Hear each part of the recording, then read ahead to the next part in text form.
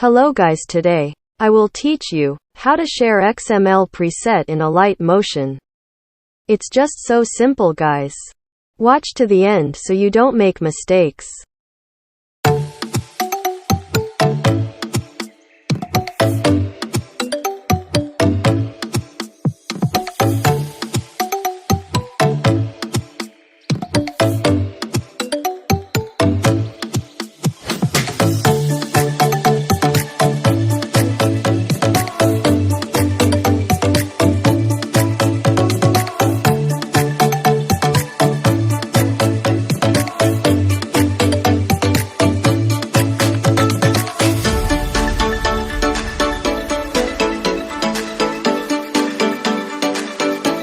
As you can see, there is no Alight motion option.